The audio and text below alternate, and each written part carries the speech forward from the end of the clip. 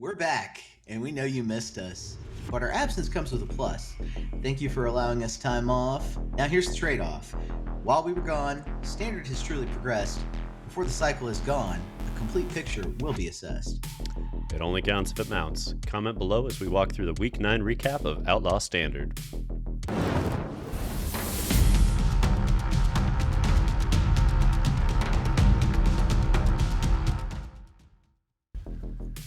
Alrighty gang, since we last recorded the show, 2 weeks have passed, including the US Regional Championship in Dallas. Perhaps more importantly, very few standard events have occurred since the regional championship, so we've got limited data to use as we push forward into the tail end of standard before you hit rotation and Bloomburrow. Hence, we're going to be using all the data from the past few weeks, including the US Regional Championship, to categorize our tier list this week. But first, a quick bet update. Domain and Azorius Control have utterly failed to grab a single trophy in the past few weeks, so Riktus remains ahead, with Azorius Control at 13 to Domain 6. Which, while gratifying, further shows the evolution of the metagame and how outdated each of our favorite archetypes has become. So let's jump right into Tier 1 land, where we have Dimir Aggro at the top with Golgari Midrange right behind it.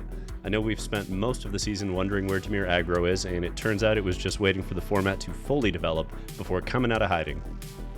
Next up is Golgari Midrange, aka The Rock, which has proven its namesake by being a mainstay lately in the meta, keeping all those pesky aggro decks in check.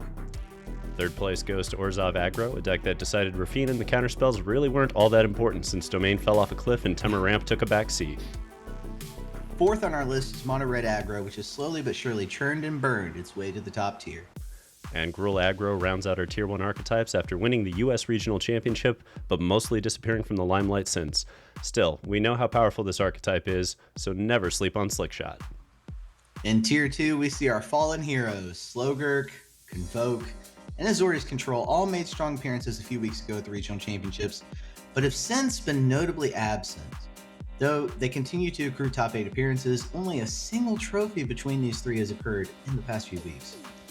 And over in Brewer's Corner, we've got a Riktus crime list that's been doing well on the ladder, a triggered humans list that can explode in the right meta, a Golgari roots list from Explorer that I'm currently at a 90% win rate with, and a Boros Kitty tribal deck from Timeless to round it out.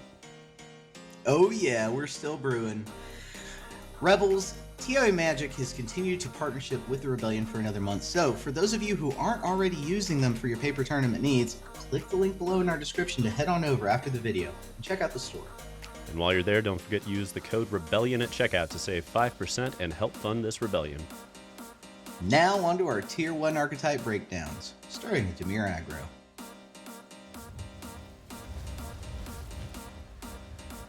So Dimir Aggro exploded onto the scene post-regional championships, racking up 8 top 8s and 3 trophies in the past few weeks. So Remp's list here started it all, so let's start there. Now, this list, as you can see, it curves hard at 2, with 11 creatures and 7 reactive spells. There's also a lot of early interaction with that 3-2-1 split of Cut Down, Duress, and Spell Pierce. Over in the 3 drops, we've got 8 with an even split of 2 each, highlighting this flexible and diverse kind of game plan over a specific path. And if we get over to the mana base, you're going to note that there are 4 Mirrex in the mana base, which just has to be a nightmare for Control to contain. And this deck was already kind of a nightmare for Control, if we're being honest. At one point, Athena the Bun and I tested this out extensively, and I think Control lost just about every... It was like 2 games that Control managed to take against Dimir. It's just the nightmare matchup. So it kind of makes sense why it would start appearing now that Azorius Control was taking in all these trophies and doing so well. This was the natural predator that was going to emerge. Yeah, and I do see a card there that pops up every now and again when the meta calls for it. What are we siding against with Dreams of Steel and Oil? So personally, I like Dreams of Steel and Oil against anything that's going to have a high curve creature that is a bomb, right? Something where we don't mind taking a stutter step on our own turn to ensure that they don't get to land something through Cavern of Souls.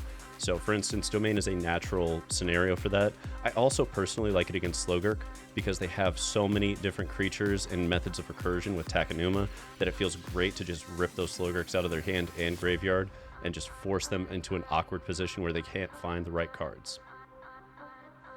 Wow, yeah, that totally makes a lot of sense. And even in the mirror matchup, in some cases, Aclazotz. Yep.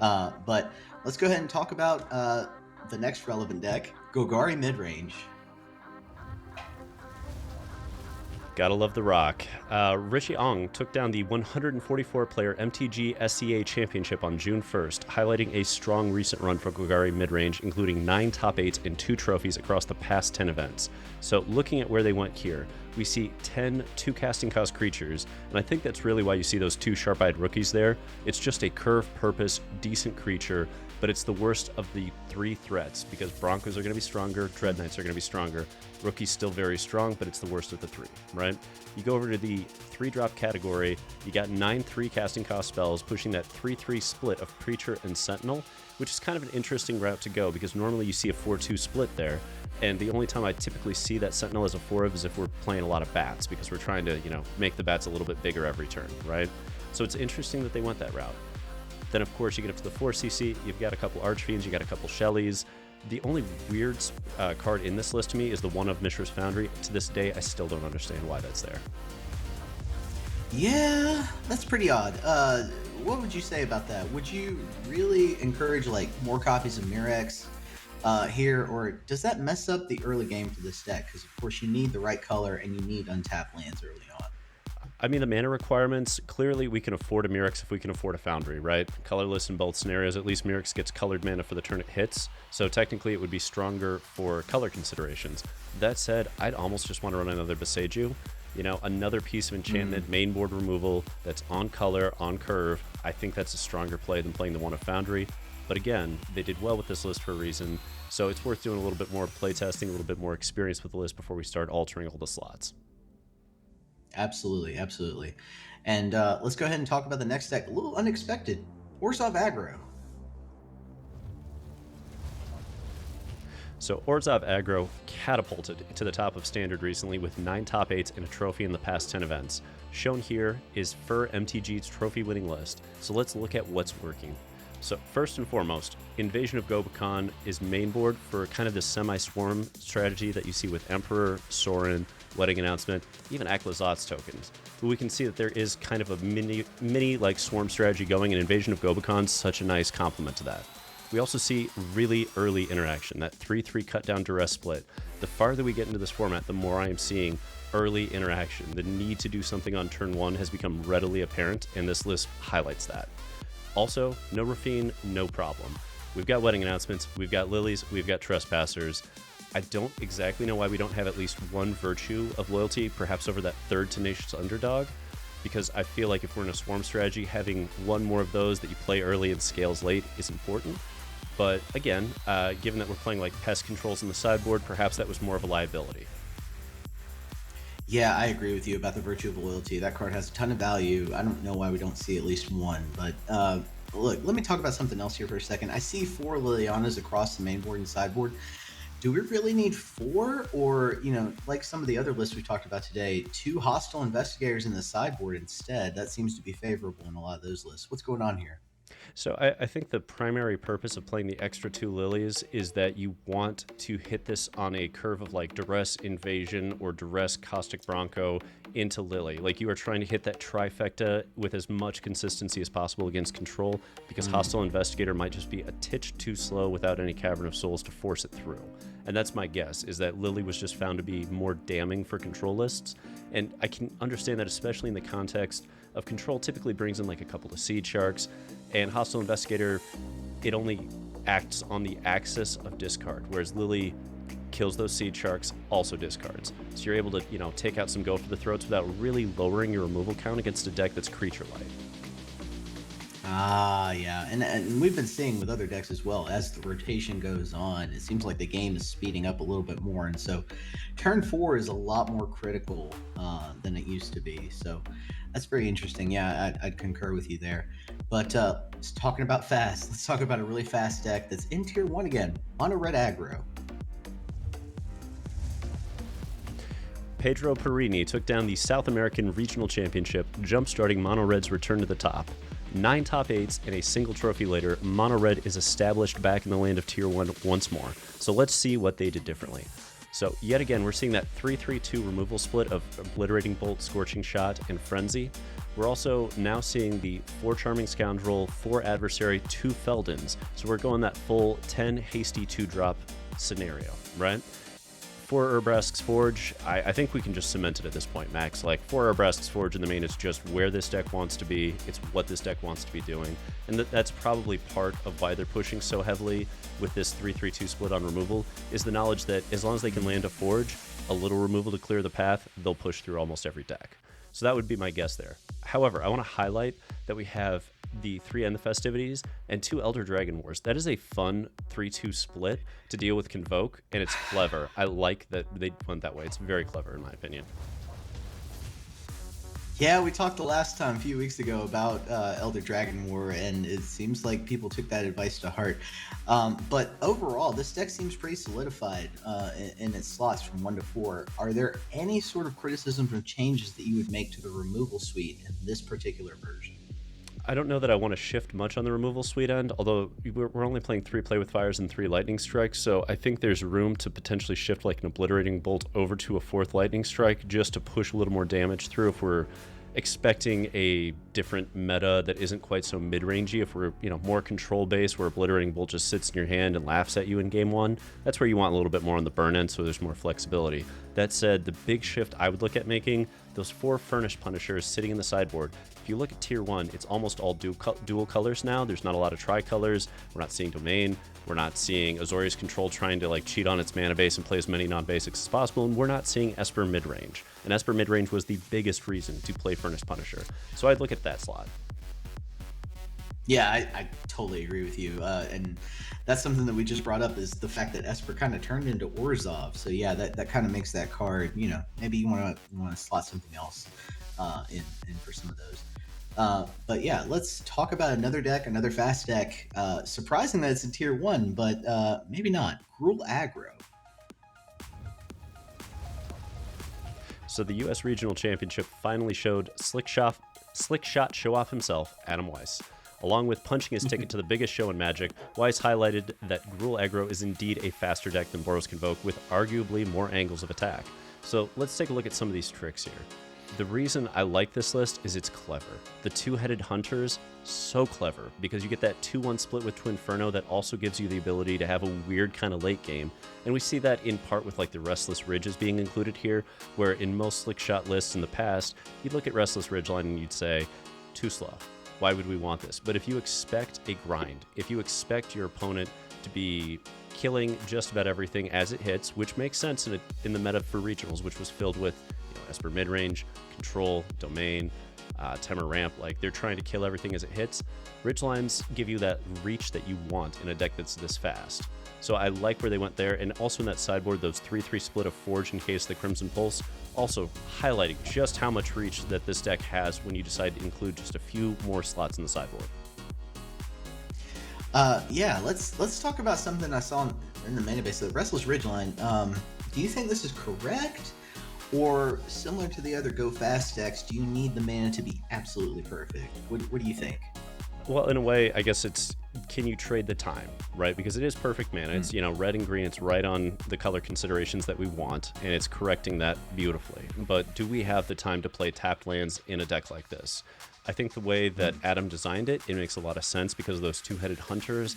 And as we discussed previously, the fact that you can go and grind with a list like this is what makes it so dangerous, because most game plans against Gruul Aggro, especially going into that regional, were kill the early creatures and then just take over. As long as you can handle the first 3 turns, there's not much they can do. But when you have a grindy game plan where, you kill the first 2 Slick Shots and then they land a Forge, and now you're like, oh shit, that's where you start to get all those extra points in the post-board games where they have their plan, and your counter plan is to go a little bit bigger, a little bit grindier. So that's where Restless Ridgeline, to me, really shines. Yeah, that makes a ton of sense. Something a little bit unexpected. I like that. But with that, let's jump down into tier 2, where we will talk about the next 3 decks, and I'll kick things off with 4-color Slogurk. So, former Iowan Mason Buonadonna smashed through a 403-player 10K RCQ at Dreamhack Dallas to cement Slogurk's latest trophy. showcasing the best finish for this deck yet. 7 other players achieved top 8s in the past few weeks, but no other trophies have been had, and the hate for this archetype continues to rise. So let's talk about what worked for this run. We do have 2 cut downs, 3 go for the throats as the early interaction pre-board. We have a 3-1 split between Glistening Deluge and Path of Peril, specifically I think for Convoke and Toxic. And then we also have 2 Urtais protecting the board or clearing away problem pieces. We've seen how great a diverse threat is that is Urtai in terms of being able to counter both the Azorius Control board wipes and some of the stronger pieces in decks like Dimir and Golgari. But let me remind you, Rona here has been a mainstay of the deck. With Relic, of course, this enables the deck to play out its hands, cycle through the library really quickly. Let's not forget that Rona is a freaking house when you transform her. So, and then I just want to mention real briefly, 3 Bosages, 4 Takanumas fit really well into this list. They're very cheap in a Legends list and very effective cards to cycle. So this is gonna kind of be the question that I ask on each of the tier 2 archetypes, because each of these tier 2 archetypes was in tier 1 the last time we did the show, right? So all of our heroes have fallen. The question becomes, we see Unlicensed Hearses, we see Dreams of Steel and Oil. Can this deck fight through all of that hate? And if so, what's the path? Yeah, let's not forget we have 3 Bosages, often only costing 1 mana when you cast it, that can hit the hearse. I think that's just the natural answer there that is in this deck. But really, I want to see more Pick Your Poisons. That card in particular has some other alternate scenarios that work as well, but the Pick Your Poison hitting the Unlicensed Hearse, very effective. I think we're going to see a few more of those in the sideboard at least as a response in coming weeks. Yeah, that makes sense. The issue, obviously, is how do you deal with all the hate? And between Pick Your Poison and Boseiju, you're going to deal with a lot of it. You're not wrong there. Yeah. So, talking about archetypes that have been hated out, let's get over to Azorius Control, my hero that fell, and talk a little bit about it. Oh boy, I get to talk about Azorius Control. Now, it's no secret, this deck has had a rough time since it's climbed to the top a month ago. The target on its back grew, like we both predicted, and, we saw mainboard Hostile Investigators, mainboard Lilianas, the return of Dimir Aggro, among other things. But shown here is Lordan's top 4 list from the South American Regional Championship at the start of June. There truly haven't been any impressive finishes since then, though the archetype has racked up 10 top 8s despite the lack of trophies. So let's see what it did differently. Right here, we've got 2 temporary lockdowns in the main, responding to the Go Fast decks, Convoke, Red, Gruul, Toxic. 2 on the sideboard as well in case you need them. But the 2 Tishana's Tidebinder mains for Convoke, I think those hit that deck really hard. Maybe we see more copies as the weeks progress, but I think 2 worked right here for this list. We've got the full set of Field of Ruins to stop the Cavern of Souls, which are generally a response to Azorius Control being a thing, primarily along with opposing creature lands in the mirror, right? It hits those as well. So I also want to harp on White Sun's Twilight as a one-of, as a win con, especially when you have Restless Anchorages on the attack in the late game. Fair. Now, I look at Dimir's rise, and we're seeing, Lily of the Veil, Hostile Investigators. They're popping up in huge numbers, along with Dimir Aggro. Is there a path back to the top for Azorius Control with Dimir at the top, or are we just waiting for rotation at this point? I'm feeling kind of mixed about that, but I'm not an Azorius Control pilot. However, I can even see that Deduce works here really well. I like Deduce. But another card that I don't see in this particular list, but I have seen in some budding Azorius Control lists, is Playing the Heist, especially as a sideboard card in case of that. It seems to be a great response to having an empty hand, being able to surveil 3 and then draw 3. I think that catches some players off guard. So, maybe more copies of Playing the Heist. I don't know. I like that, and especially after rotation, right? You're going to see that as a replacement for Memory Deluge. It's got some vibes that I remember, and this is like me being a paper boomer, but once upon a time I played a combo deck, and the control deck at the time was playing 4 copies of a card called Persecute, which would just rip your whole hand to shreds. And so you played this card called Ignorant Bliss that just removed your hand for a turn, and then went Persecute, and you just pulled your hand out for a turn. You're like, you get nothing, and I get to draw an extra card. And so Playing the Heist has those vibes where you're like, you know what, it's okay that you're ripping this hand apart. We've got the tools to rebuild. We're just going to plot this over here, wait for when we need it, draw a bunch of cards, answer the board. So I get where you're going with that, and it makes a lot of sense. It does. But yeah, the -2 on I was going to say the -2 on Liliana means nothing against Azorius Control. So if the +1 doesn't matter, then the -2 certainly doesn't matter. So yeah, Liliana becomes completely moot in that situation. Exactly.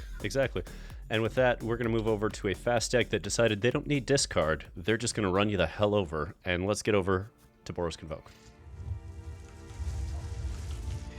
Oh man, Boros Convoke. It's really struggled to snag a trophy lately. Perhaps, highlighted in its second place finish at the US Regionals. Nonetheless, 10 top 8s across 10 events is nothing if not consistent. So let's take a look at Hamuda's top 4 list from a recent 41-player MTGO challenge to see how the deck is adjusting. First of all, new tech alert, right? This late in the game, new tech alert. We've got Legion Extruder, one in the main, one in the sideboard. It does tend to extend the go wide advantage along with Nurturing Pixie, especially if you think about bouncing your artifact creating creatures, obtaining more bodies via this. This is also great for decks that use Get Lost against you, which is quite a few right now. And I have to note, 3/3 bodies also avoid cutdowns and go for the throw.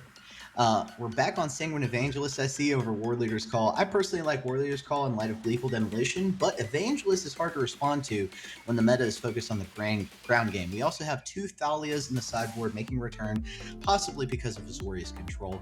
The mana base reflects the need to have untapped lands in the first 2 turns, so that means no more Sundown Passes. That is gone.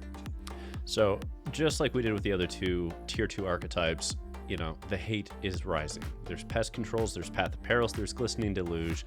It's prevented a lot of trophies despite 10 top 8s recently. Is there anything you can do to reposition this deck to deal with that? So I'll be honest, we're already seeing the 2 Thalias in the sideboard trying to delay those kind of card plays. But it does, I'll be honest, as a Convoke pilot, it does sort of feel like this deck only really is strong when there's less board wipes present in the meta. But, a couple of things to note. We do have Wedding Announcement, seems to hedge against, that kind of thing. And then, of course, the deck is already known for being to rebuild rapidly, right? You've got Gleeful Demolition, putting more bodies on the board. You've got Knight Errant Theos. You've got Nurturing Pixie to bring that back. So I think the possibilities here are still, pretty good against the board wipe meta.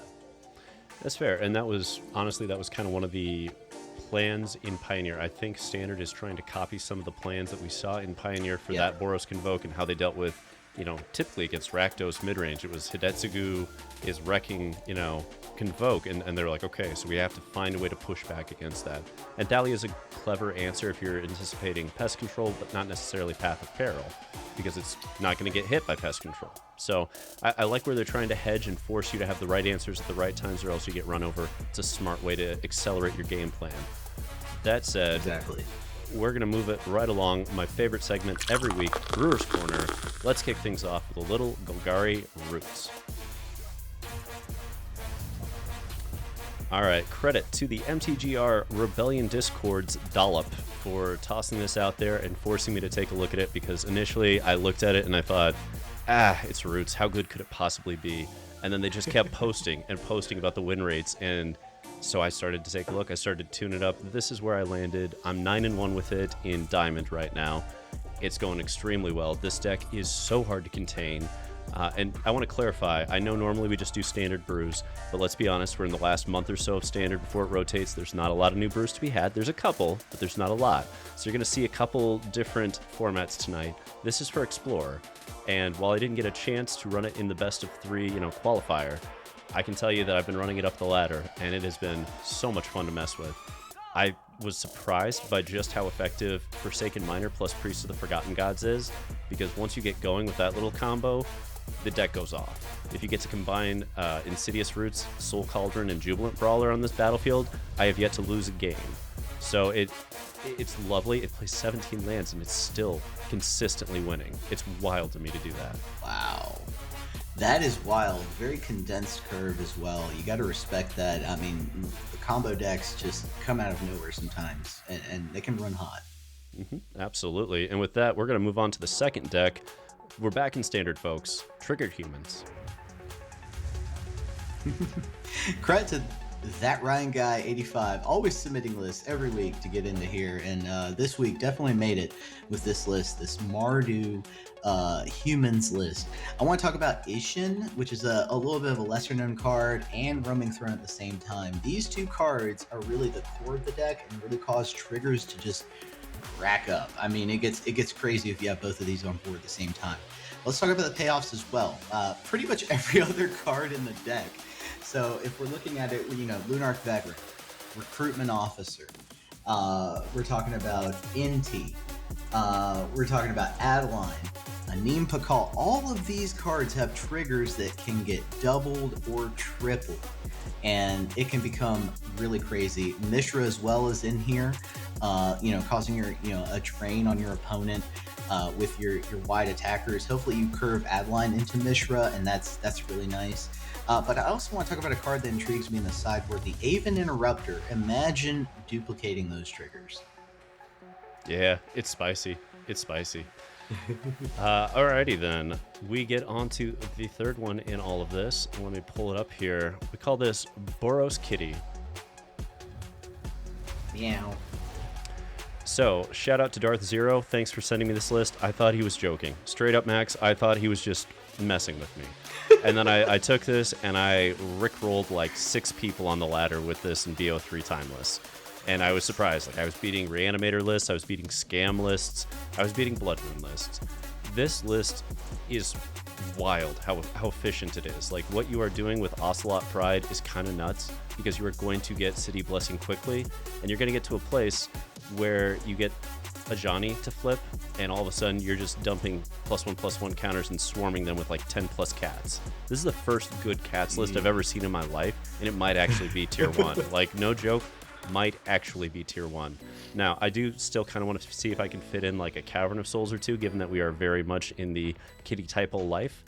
But at the same time, this has just been astoundingly effective. And these static prisons are like 1 mana Swords to Plowshares without any drawback in this energy deck.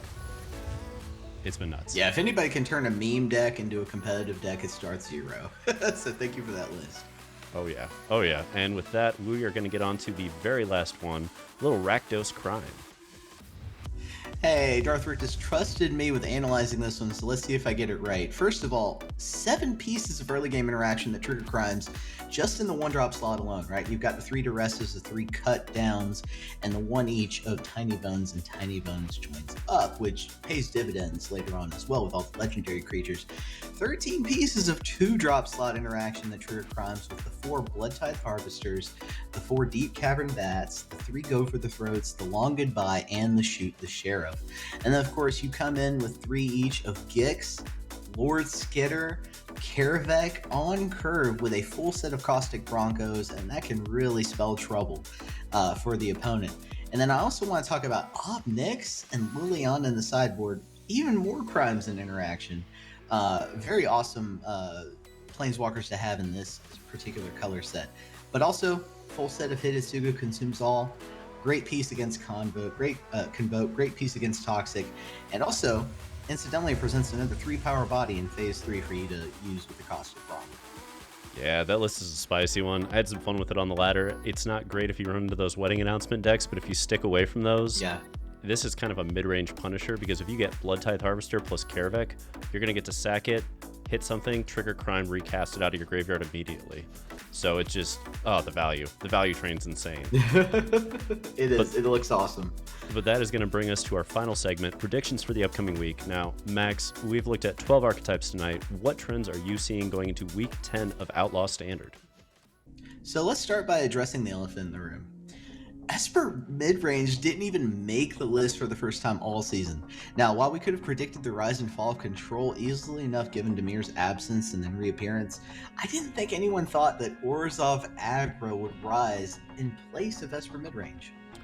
I mean, it makes sense that the evolution of this meta led to like the fall of a major archetype, but we watched Convoke, Control, Slogurk, Domain, and Esper Midrange all get left behind post-regional championships in what is possibly the biggest shakeup I've seen without a rotation or new set coming in. Which really leads to the question of what to expect with a little less than a month left before rotation.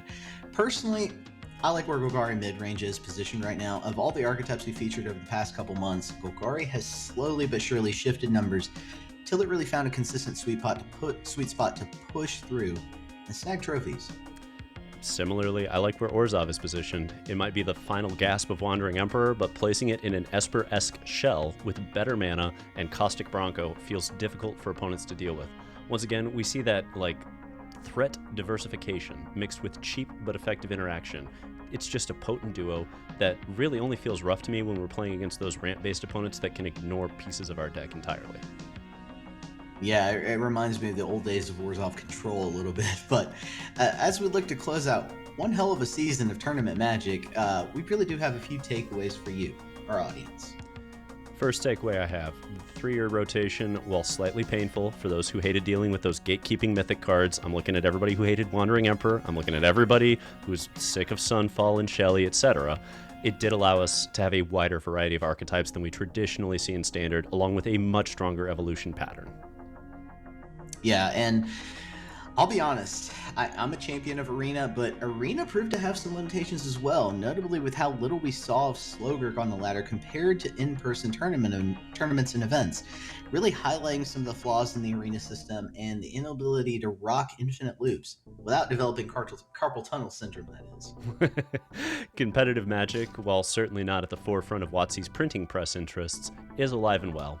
And we are here to keep that dream alive, folks. So make sure you join our community on Discord if you're a competitive player looking for a home, and consider subscribing if you've got the financial means to do so. Oh yeah, and that's another week in the books. We thank you for supporting us. We want to give a special shout out to our members who support our content weekly.